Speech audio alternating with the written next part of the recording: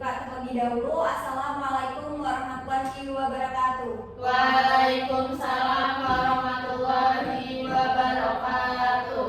Oke, Ibu buka. Innalhamdulillah nahmaduhu wa nasta'inuhu wa nastaghfiruhu wa na'udzubillahi min syururi anfusina wa min sayyiati a'malina may yahdihillahu fala hadiyalah wa man yudhlil fala hadiyalah. Asyhadu an la ilaha illa anta astaghfiruka wa atubu ilaik.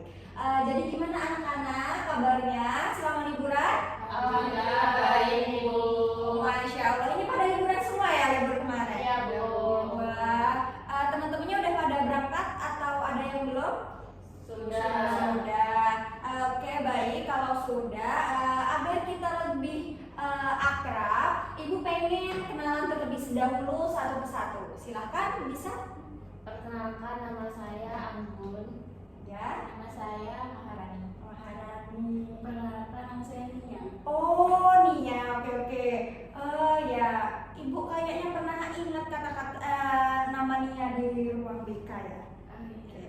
Jadi di sini kita karena sudah selama liburan teman-teman anak-anak Ibu semuanya sudah pada berlibur, saatnya kita beraktivitas kembali untuk melaksanakan kegiatan belajarnya.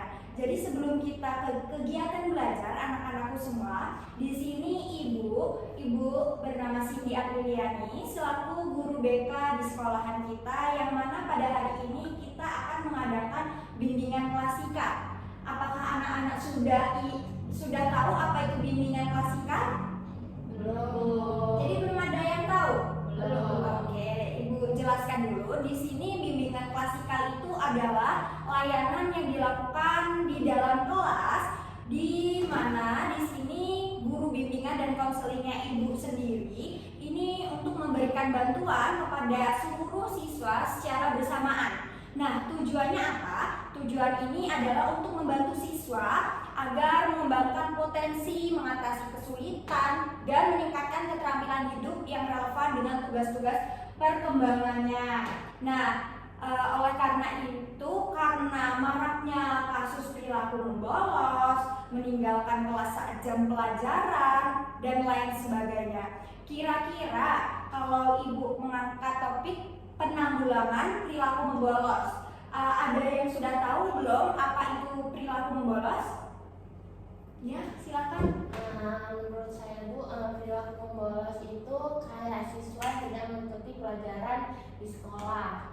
Wah, benar ya. Dari teman-teman yang lain gimana? Sama Bu. Sama. Kamu Mbak Nia ya namanya? Iya. Gimana Nak?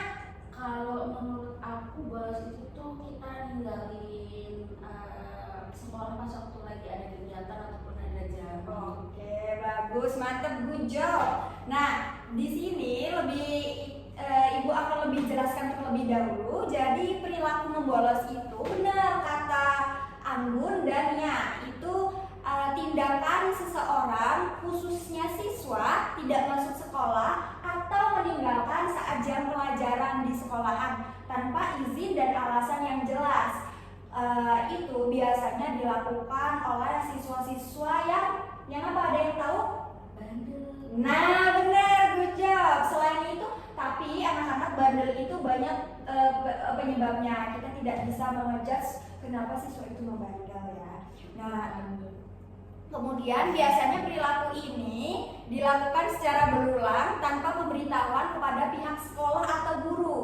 Nah, membolos ini sering dianggap sebagai bentuk pelanggaran tata tertib sekolah yang berhubungan dengan hubungan sosial siswa tersebut. Perilaku ini juga mencerminkan ketidakhadiran yang tidak teratur dan dapat menyebabkan kegagalan dalam pembelajaran, nilai buruk, atau tidak naik kelas.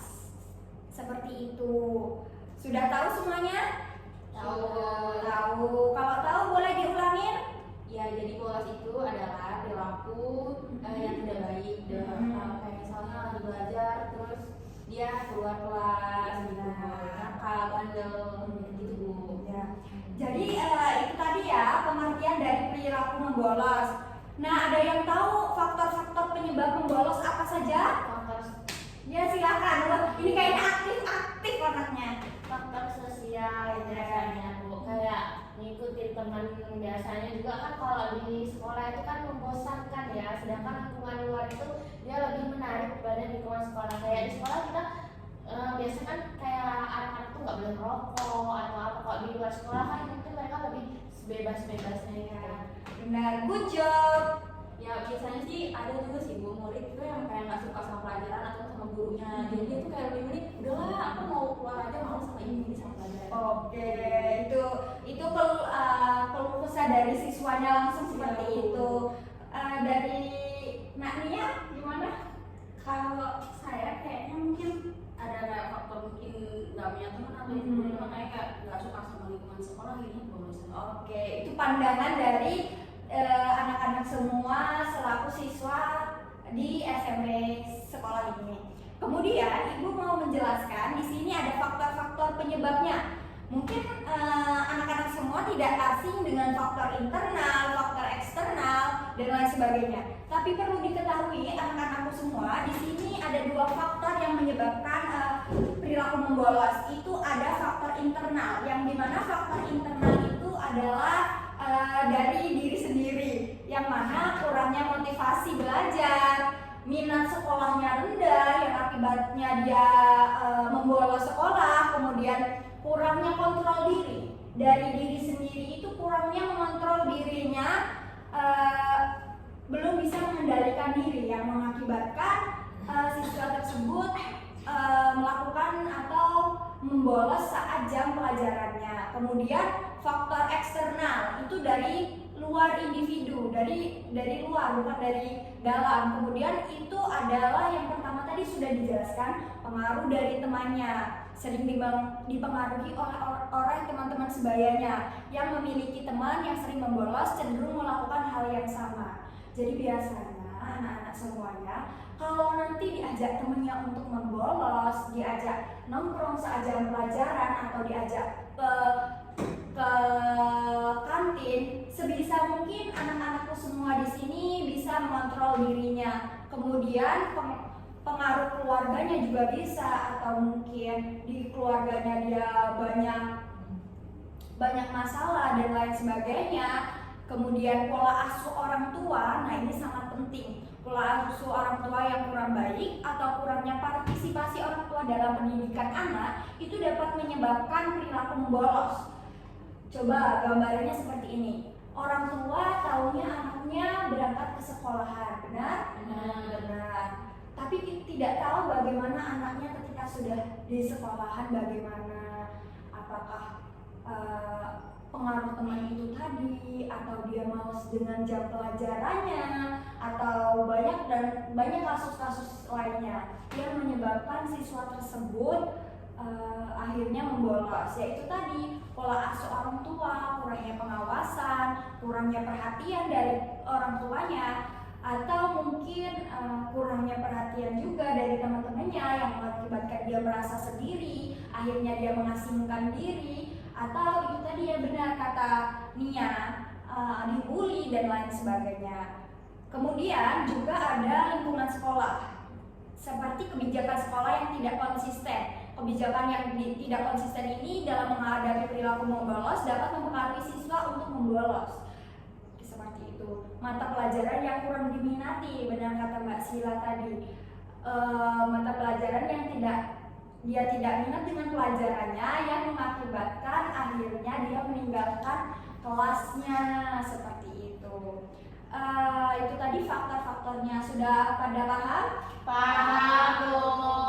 Ada yang ingin ditanyakan anak-anak semuanya? Cukup. Cukup. Kemudian di sini ada dampak perilaku membolos. Ada yang tahu dampaknya apa? Ini nilai akademiknya turun. Benar. Ada lagi yang mau menjawab? Oke, tidak. Jadi dampaknya ini benar, ketinggalan materi pembelajaran, prestasinya belajar menurun, gagal dalam ujian, itu pasti sangat berdampak. Apalagi anak-anak semua masih siswa ya. Jadi di sini dampak-dampak tersebut sangat-sangat mempengaruhi dan berakibat nanti fatal untuk ke jenjang selanjutnya. Kemudian ada dampak sosial, itu mengganggu kegiatan belajar, kemudian bergaul dengan teman yang tidak baik. Nah, ini dampak sosialnya yang tadi sudah dijelaskan di awal. Kemudian ada lagi nih dampak di psikologisnya, kayak rasa rendah diri. Kalau dia sering membolos, dia merasa tertinggalan saat jam pelajaran, mata pelajarannya terhambat, yang akhirnya dia merasa rasa rendah diri. Kemudian ketergantungan pada perilaku negatif. Awalnya coba-coba, kemudian dia merasa nyaman, merasa dihargai dengan teman-teman yang sesama perilakunya membolos. Nah, itu dampak psikologisnya seperti itu. Akhirnya cenderung puas dan motivasi diri untuk mengulangi perilaku tersebut itu muncul. Kemudian dampak pada masyarakatnya. Siswa yang sering membolos itu jangan salah, itu sangat berdampak pada masyarakat. Penyalahgunaan, kan kita tidak tahu ya kalau siswa itu membolos itu di luar bagaimana, atau merokok dan lain sebagainya, itu berdampak pada masyarakatnya, atau nanti biasanya ada yang mencuri minuman di warung dan lain sebagainya, itu berdampak di lingkungan masyarakat. Kemudian cara mengatasi perilaku tersebut bagaimana, Bu? Nah, di sini kita identifikasi dulu faktor penyebabnya, kayak faktor internalnya tadi, kurangnya motivasi belajar itu bagaimana, siswa kurang belajar itu cenderung sering membolos itu karena apa? Kita lihat dulu dari faktor internalnya. Jadi anak-anak semua, kalau teman-temannya banyak yang membolos, masih ada yang membolos, ayo semuanya dirangkul, diajak bareng. Kemudian faktor keluarga dan faktor sekolahan, menggunakan pendekatan behavioristik perilaku membolos itu. Ada yang ingin ditanyakan? Cukup. Oke, cukup. Sudah paham semua nih dari konseling klasika? Insya Allah paham. Oke, kalau sudah paham, dari sini Ibu cukupkan. Jadi pengertian membolos, faktornya apa, dampak perilaku membolosnya apa, cara mengatasi perilakunya bagaimana, itu nanti teman-teman kalau masih ingin bercerita dengan Ibu, boleh di ruang BK, bagaimana? Ya, Bu. Oke, baik. Mungkin itu cukup dari Ibu selaku guru BK di sini untuk menjelaskan faktor-faktor dan dampak serta cara menanggulangi perilaku membolos. Mungkin cukup. Ini cukup? Tidak ada yang tanya? Cukup. Nanti Ibu kirim materinya buat teman-teman belajar, dan kalaupun dari teman-teman anak-anak semua ada teman-temannya yang membolos, boleh nanti lapor saja ke Ibu atau langsung ke ruang BK, atau dari teman-teman dari anak-anak Ibu semua, karena teman-temannya nanti ada yang membolos, boleh kontak langsung ke Ibu. Baik. Karena cukup, Ibu akhiri untuk sesi klasikal pada hari ini. Ibu tutup. Wassalamualaikum warahmatullahi wabarakatuh. Waalaikumsalam warahmatullahi wabarakatuh. Oke, semangat ya belajarnya, karena bentar lagi anak-anak semua pada mau ujian ya. Ya.